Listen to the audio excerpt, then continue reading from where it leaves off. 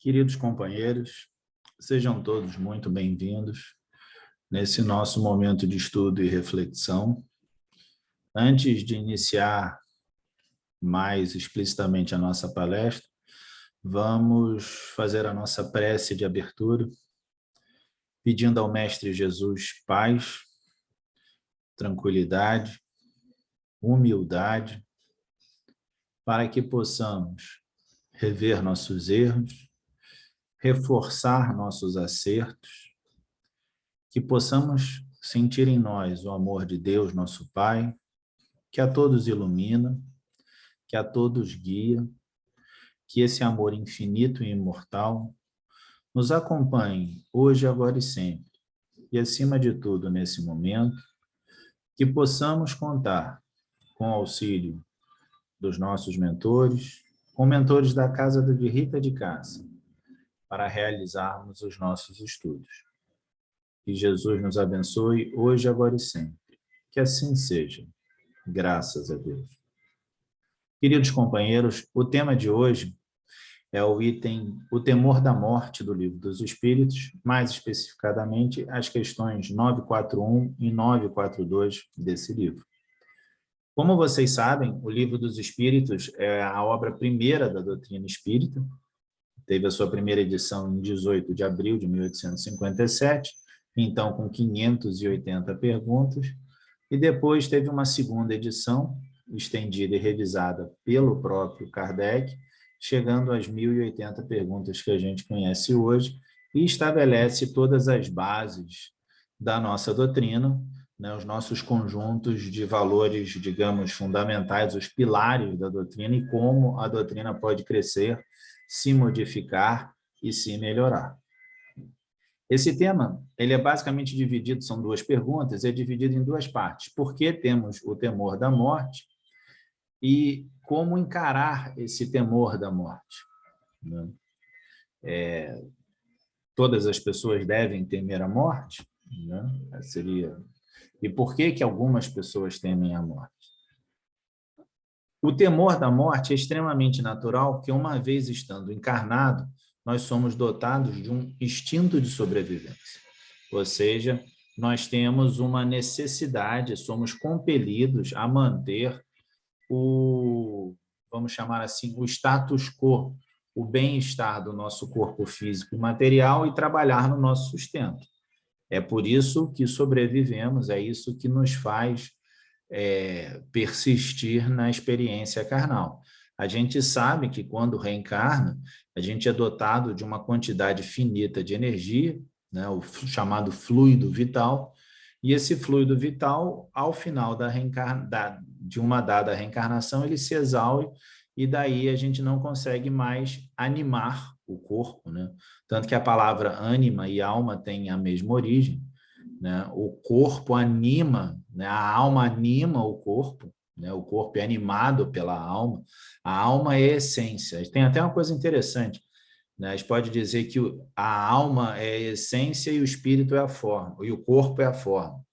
Só que a gente não consegue entender essência sem forma. Está aí uma das nossas grandes limitações, e até tanto que o mestre Kardec recebe alguns comentários dos espíritos ao longo do Livro dos Espíritos, falando que falta linguagem, falta experiência, falta vivência.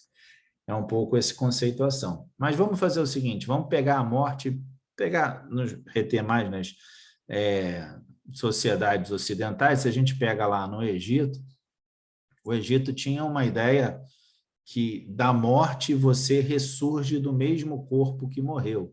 Daí a necessidade do faraó ser enterrado, mumificado, tendo o seu corpo mantido nos seus estados, mais conservado na melhor forma possível e dotado dos seus bens, porque haveria um momento que ele ressurgiria naquele mesmo corpo. A doutrina nos espíritos diz que isso é uma visão um pouco equivocada, é uma interpretação errada, porque no fato o que acontece é que a alma se desprende do corpo e vai animar um outro corpo numa nova reencarnação, numa nova experiência.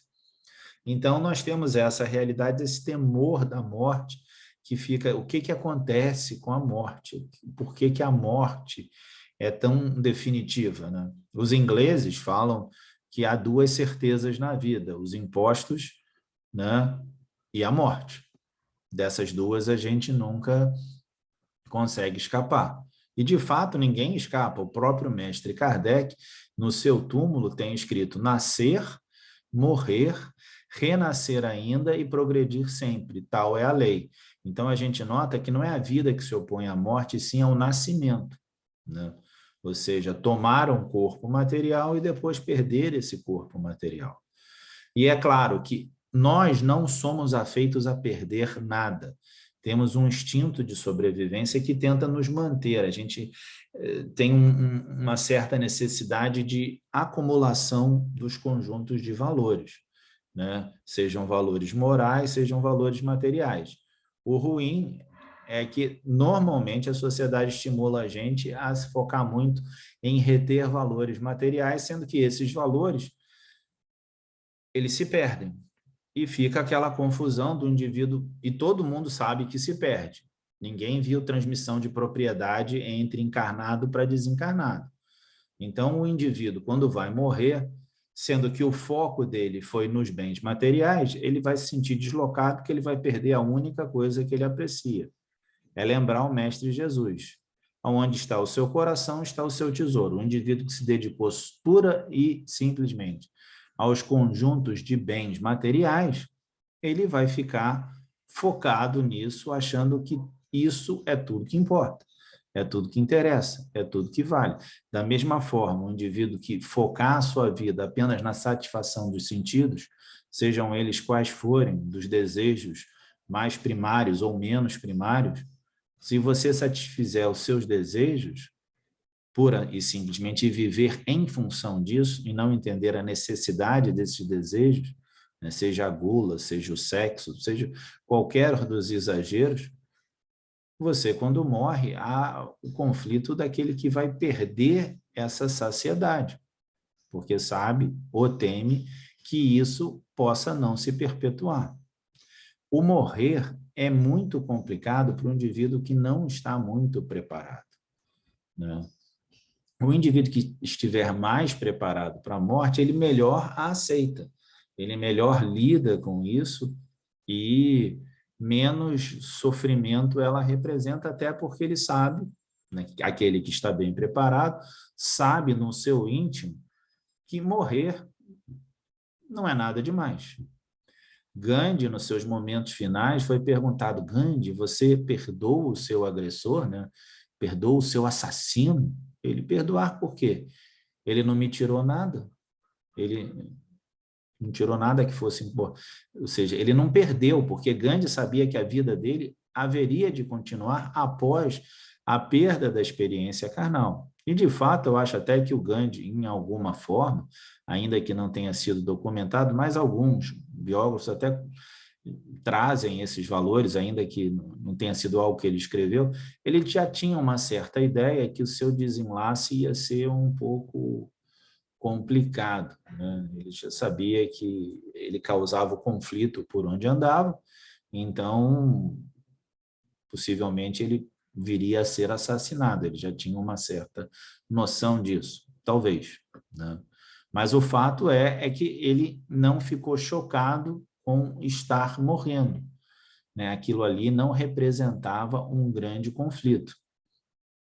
Leon Denis, que foi o grande continuador da obra de Kardec, no seu livro Depois da Morte, ele se atém justamente nas consequências que o indivíduo tem ao se descobrir no plano espiritual. Cada um vai reagir, no fundo, em função de como enxergava a realidade.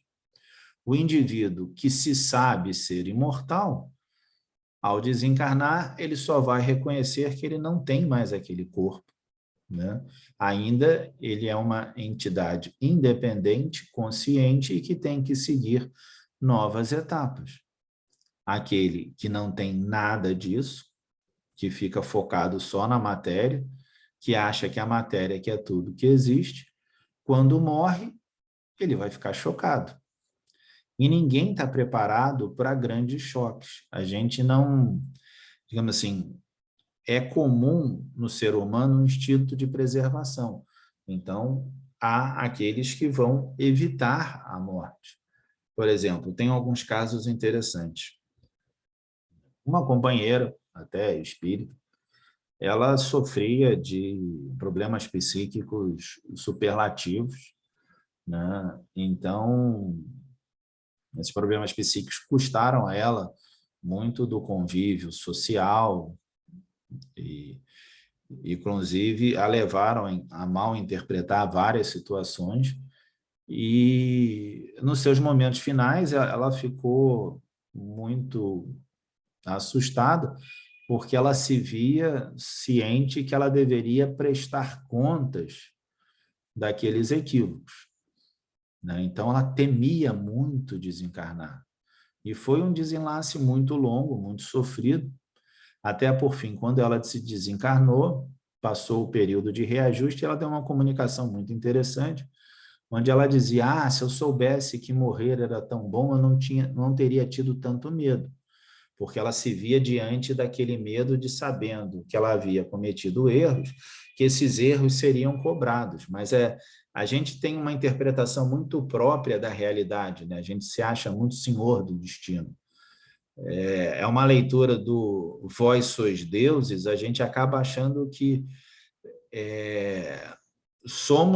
estamos prontos a essa divindade, quando ainda estamos muito longe dela, né? O nosso processo é um processo ainda muito, digamos, lento e reflexivo, e vai ganhando funções e atuações conforme a gente vai evoluindo. É claro que conforme a gente aceita melhor, né, a nossa natureza imortal, né, a gente está mais em paz com o nosso ser, né, mais fácil vai ser a transição da morte. E isso independe dos valores religiosos que a gente tem. Eles dependem, em última instância, dos valores morais que a gente tem.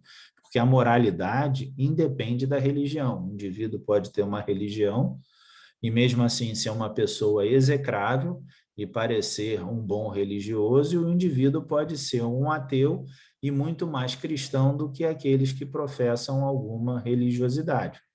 Um caso bem sabido disso é quando o Augusto César Vanucci comprou o Teatro na Gávea, hoje que é conhecido como Teatro Augusto César Vanucci, e ele queria colocar Teatro Espiritualista Augusto César Vanucci, e foi conversar com o Chico sobre o que ele achava desse nome para o teatro. O Chico falou, não faça isso. E o Augusto Vanucci, achando que era o melhor nome, então não haveria problema. E o que o Chico respondeu, se você coloca teatro espiritualista, você vai levar ao teatro o espiritualista, o simpatizante e, quando muito, o indiferente. Mas pode ter um indivíduo que é materialista, confesso, daqueles que não acreditam em nada, mas é bom pai, bom filho, bom irmão, bom marido, bom sobrinho, bom trabalhador, né? Então, ele está muito mais perto de ser um bom cristão pelos fatos, pelos atos, do que pelas posturas. Não adianta só a gente estudar o Livro dos Espíritos e trazer o melhor estudo possível. Adianta a gente olhar o Livro dos Espíritos e reconhecer que ali a gente tem literalmente um objeto quase que divino, né? Uma pérola de sabedoria que a gente deve usar para iluminar a nossa jornada, né? É uma lâmpada maravilhosa para nos guiar na jornada terrena, com conjuntos de valores, de fato, morais, né? Que nos adequem a entender a sociedade. A doutrina ela é extremamente libertadora, ela é extremamente complexa e ela precisa ser estudada, mas ela precisa ser vivida também, né? Não adianta estudar as obras de Kardec, de Denis, a vasta, enorme literatura do Chico Xavier, se a gente não colocar em prática alguma coisa disso, né? Nós somos avaliados pelas nossas ações. Quem sabe muito, é claro, vai ser cobrado muito. Então, um indivíduo que sabe mais sobre a realidade do pós-vida Ao se ver diante dos momentos finais da encarnação, ele só reconhece que é uma experiência que está acabando. É mais ou menos como um aluno que sabe que está se formando da escola. No momento que ele se formar, ele nada mais vai ter a ver com aquela instituição. Ele deve seguir outros passos, né? A gente tem que perceber que há uma certa simplicidade na morte, né? A morte nos iguala como destino final de toda experiência encarnatória, mas nem por isso ela deve nos assustar. É claro que aquele que vive num dilema se vai para o céu ou se vai para o inferno, ele vai viver muito angustiado com essa ideia de que um dia eu vou morrer, porque isso vai ser muito opressor, vai ser caro ao coração dele essa pressão de saber, ai meu Deus, será que isso me leva para o inferno? Será que isso me leva para o céu? Só o que, quando a gente vive nessa dicotomia, nesse dualismo, a gente acaba esquecendo que a vida é muito mais complexa. Muitas vezes, características que a gente achava defeitos vão ser depuradas e transformadas em qualidades, né? Então, a gente não sejamos senhores absolutos, uma vez que estamos imersos no relativo, né? Somos seres de capacidade cognitiva muito simplória, a capacidade de nossa percepção é excedida por um sem número de animais, né? Se você pensar só nas espécies que existem no planeta, nós não somos aqueles que veem melhor, escutam melhor, farejam melhor ou têm o melhor olfato, tato. A nossa sensibilidade não é a mais extrema, mas ainda assim somos a espécie dominante, porque temos a capacidade de refletir sobre os nossos atos, nos organizar e uma capacidade de corrigenda dos nossos erros muito maior que as outras espécies. Temos consciência, e essa consciência é que tem que nos guiar, e essa consciência é que tem que ser trabalhada, e cabe a ela entender que a morte é um processo da reencarnação. Se reencarnou, vai morrer. Simples assim, né? Faz parte do nosso rito, da nossa experiência aqui na Terra, nos inserirmos nesses condicionantes. Ao aceitarmos a encarnação, somos obrigados, né, e, de fato, levados de forma inequívoca ao fim da experiência carnal pela morte.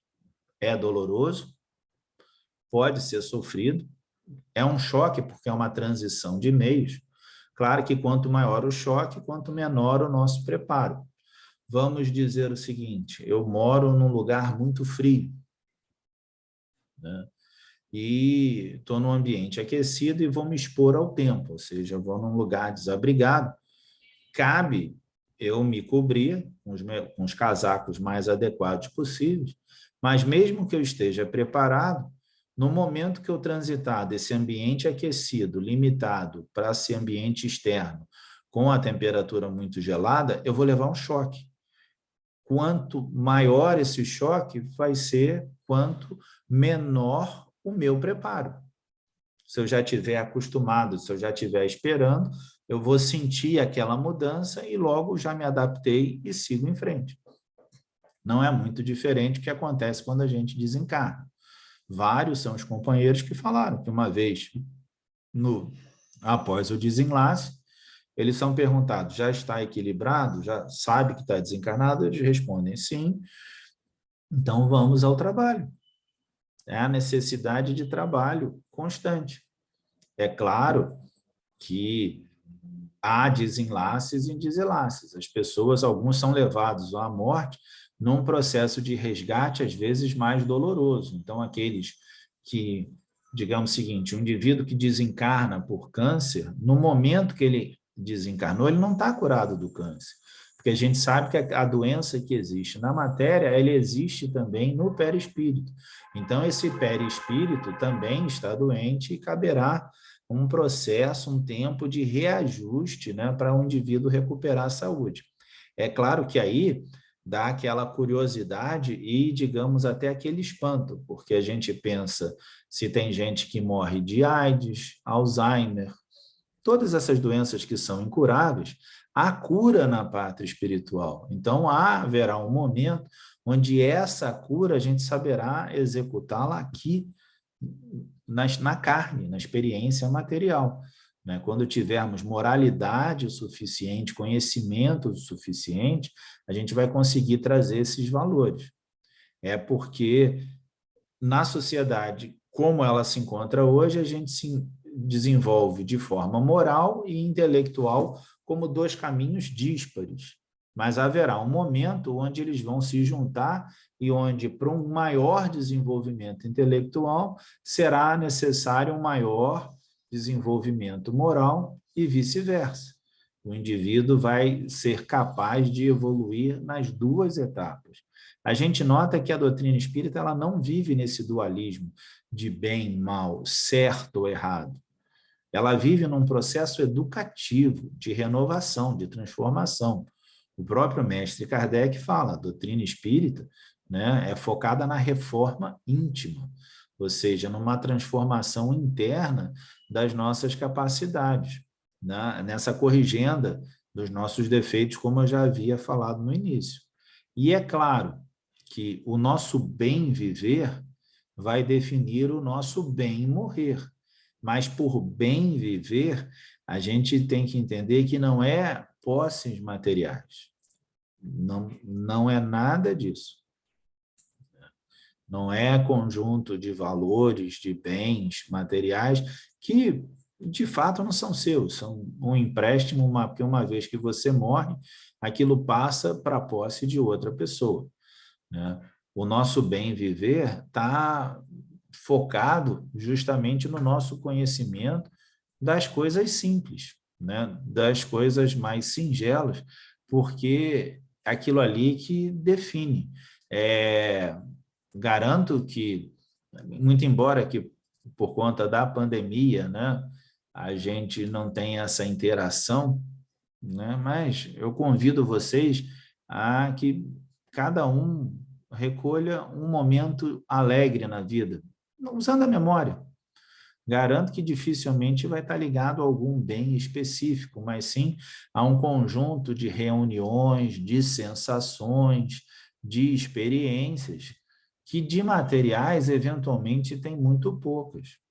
São realizações que se expressam, que vibram dentro de nós e ao longo dos tempos mesmo. Independente, a gente vai lembrar aquele momento feliz da infância, aquele jantar em família, aquele momento que tudo funcionou tão especial juntando aquelas pessoas, né? O nascimento de um filho, estar perto de uma avó, um carinho de um companheiro querido que retorna de alguma forma. Então, as experiências são muitas, né? E todas elas muito mais relacionadas à nossa relação com o outro e com o meio, né, do que algum acúmulo de bem material, né? E pensem o seguinte, num indivíduo que não tem essas experiências, é um indivíduo pobre, mas não necessariamente pobre no sentido material, ele pode até amealhar muita coisa, ser um indivíduo muito rico, mas ele é pobre no sentido espiritual. Né? Eu vou dar um exemplinho interessante. Né? No livro Cinzas do Meu Cinzeiro, Manuel de Quintão, que foi vice-presidente e presidente da FEB, né, teve uma atuação muito importante ali na parte da edição do Memórias do Suicida, da Dona Ivone Pereira. Ele teve um encontro uma vez com o espírito, que o espírito falou, olha, já fui de tudo, rei, bispo, nobre, guerreiro, intelectual, mas foi nas vestes simples e servindo aos outros que ele conseguiu entender e se reencontrar. Né? Então, nesses atos singelos da simplicidade, é que eventualmente, no final, né, é que o homem acaba se realizando, né, com essas atitudes, né? Que o indivíduo pode ter muita posse, muito poder, mas tudo isso se esvai. Pensem o seguinte, um grande guerreiro vai conseguir dominar um conjunto de pessoas por um determinado tempo, 30, 40 anos, vai depender do tempo do exército dele, né? Vai depender do tempo da força material dele. Um sábio, um intelectual, vai conseguir eventualmente mais tempo, porque mesmo não estando presente, o peso do seu pensamento pode se refletir, continuar. É por isso que a gente estuda Kant, Sócrates, Descartes, mas entende que eles tiveram uma ação limitada. Mas é interessante quando a gente olha o Mestre Jesus, cujo foco foi amor, a gente nota que esses valores, eles simplesmente não morrem, porque a morte não pode matar o amor, ela não consegue. O amor, ele é simplesmente imune à morte. Eu amo alguém, não é porque essa pessoa morreu que eu vou deixar de amá-la. Vou deixar de estar junto a ela psiquicamente, porque o amor nos une. Ele estabelece um laço que, uma vez estabelecido, ele jamais pode ser rompido. É por isso que, às vezes, a gente encontra uma pessoa que a gente não conhece e parece que conhecia a vida toda, porque, no fundo, aquilo ali são, como diz na linguagem popular, histórias de outros carnavais, né? Esse laço que nos une pelo amor, ele é totalmente imune à morte, né? E é uma coisa que a gente tem que ter sempre no nosso coração, entendendo que a gente não precisa temer a perda desses laços. A morte vai levar nossos bens materiais, que de fato são empréstimos materiais, né? Mas eles não vão conseguir acabar com o nosso conjunto de valores morais, né? Aquilo que temos, as conquistas morais, as conquistas são de fato perenes, né? São imutáveis, não vão ser alteradas durante a nossa presença ou não na carne. A carne, nesse ponto, não nos define. De fato, a carne, ela é apenas um veículo que a gente vai perder. Foi emprestado por Deus e a gente vai perder. E ele pode ser modificado. Um exemplo interessante é a esposa do Dr. Jorge Andréa. O Dr. Jorge Andréa foi psiquiatra, escritor espírita, né? E junto com a esposa eles tiveram 7 filhos, né? Mas quando teve o 6º filho, o Dr. Jorge Andréa, então médico da aeronáutica, reconheceu que não tinha como ter novos filhos e participou do parto do 6º filho e pediu que o médico cortasse as trompas. A esposa, uma vez na janela, pressentiu que um espírito solicitava a oportunidade de reencarnar.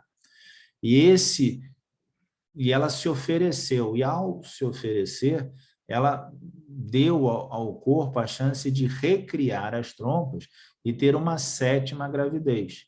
Só que esse 7º filho não participava do planejamento espiritual original dela.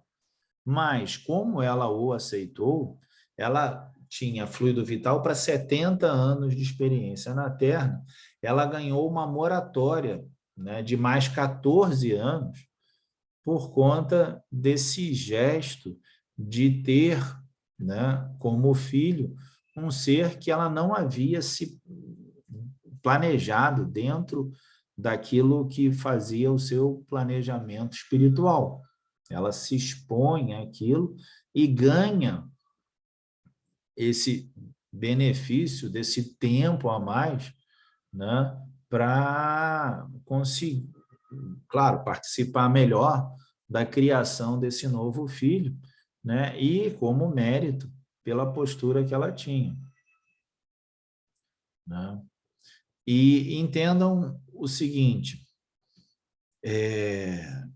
a receita para a felicidade É simples.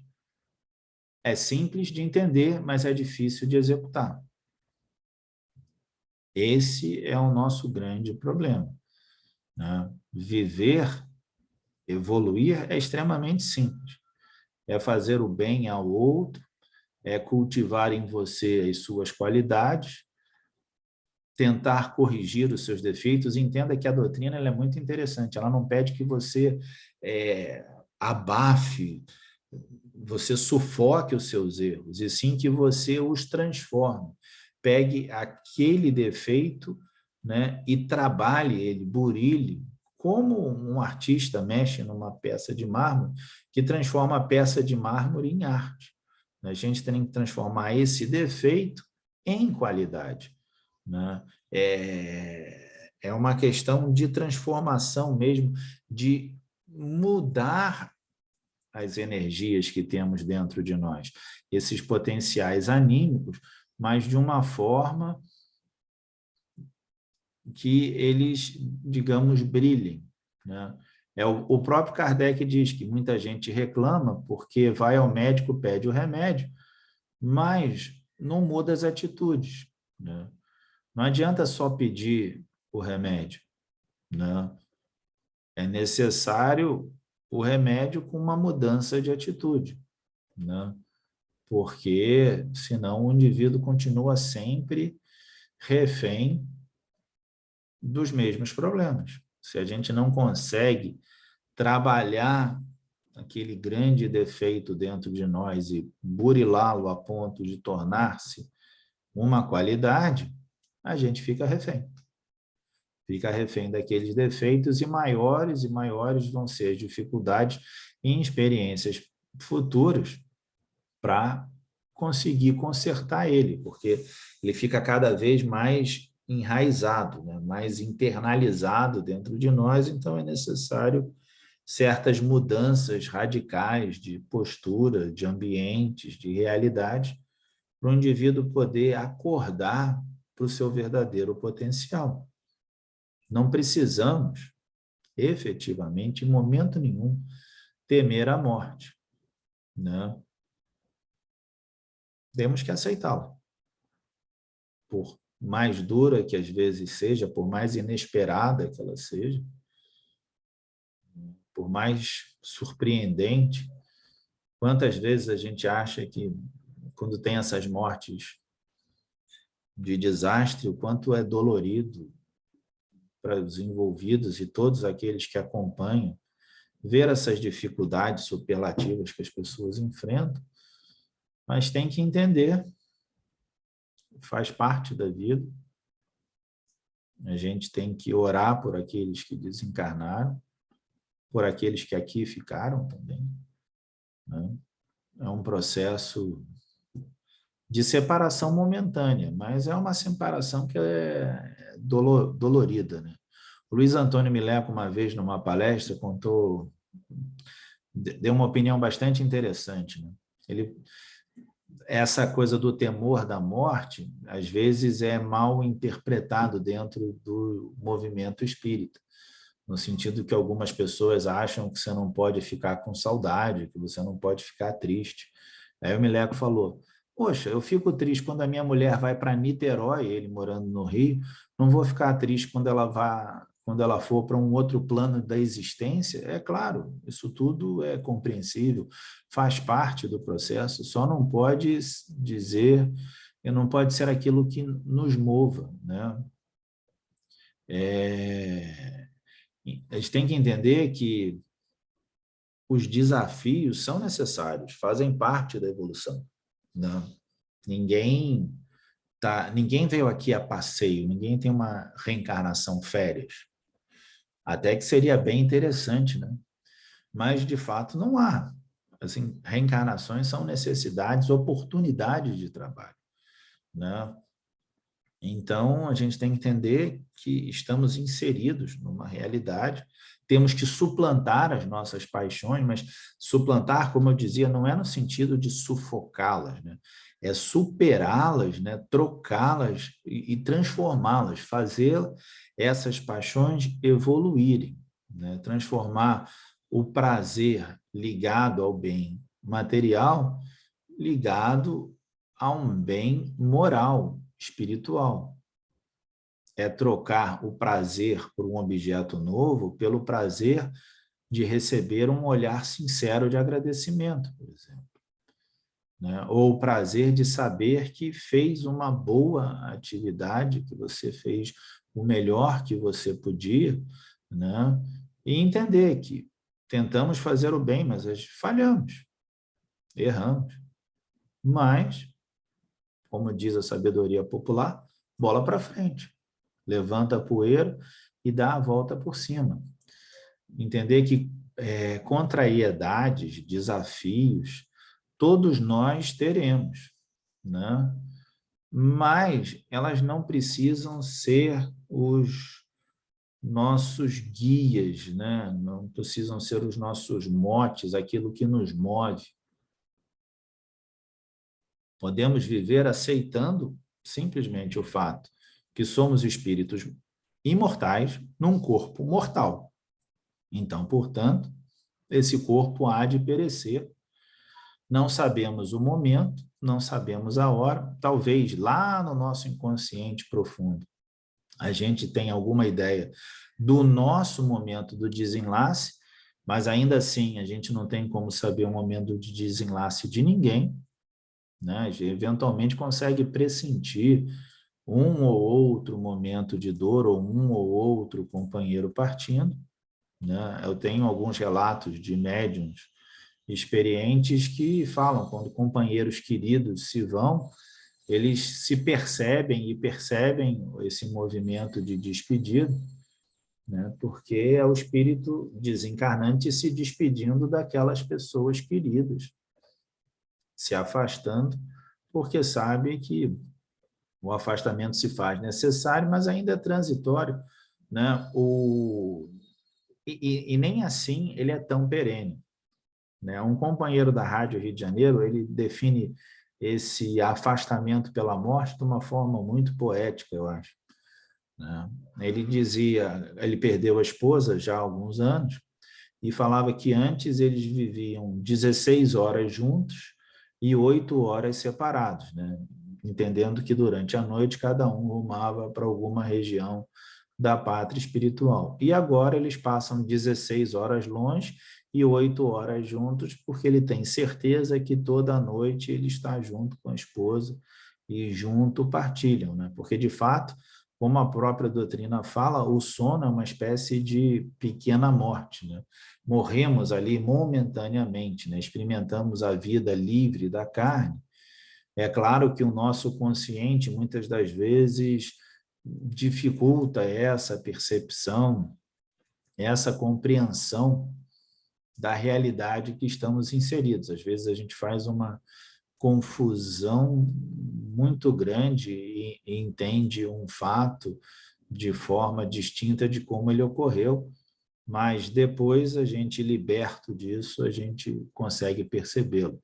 O Dr. Jorge André sempre falava que o Jung chegou muito perto a reconhecer que o inconsciente é o espírito, mas ele não quis cruzar essa linha, então se manteve um pouco afastado.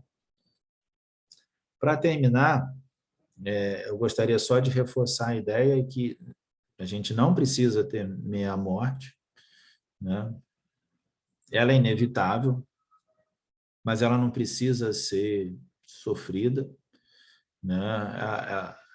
Ela vai trazer alguma dor, né? Mas nós temos que aceitá-la, seja a nossa, seja dos outros.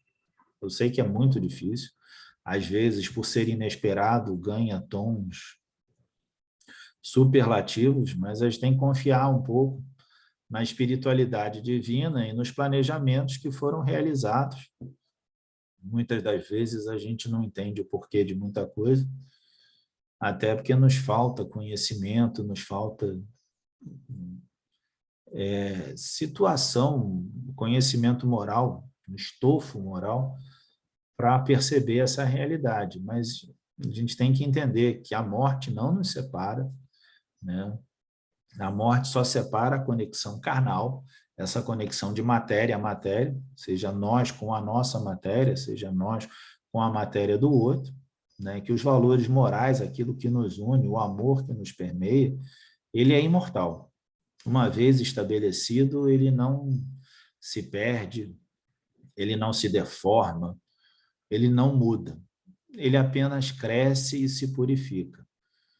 Então, para encerrar, fazer uma pequena oração, agradecendo ao Pai essa oportunidade de estudo, esse nosso momento de reflexão, convidando a todos a estudar a doutrina dos espíritos, a estudar Kardec. Vamos refletir, vamos pensar, todos têm direito de discordar dos valores da doutrina, então é necessário a gente estudar e ver se a gente concorda com aquilo ali. Eventualmente tem pessoas que não vão concordar, porque talvez esses valores não sejam os valores que elas consigam aceitar, consigam esposar, mas o amor de Deus, ele é imortal e arreligioso, ele não depende de religião. Deus nos protege a todos, como seus filhos queridos. Que a gente tenha certeza desse amor divino nos nossos corações, nos nossos momentos mais difíceis, nos nossos momentos de dificuldade, e que eles sirvam também nos nossos momentos de agradecimento, para as grandes alegrias, para as esperanças, para os desejos realizados, para os encontros tidos, materiais ou imateriais, pela experiência adquirida. Que Jesus nos ampare a todos, que nos guie nessa experiência sob a luz divina do Pai que nos ama. Que assim seja e até uma próxima oportunidade.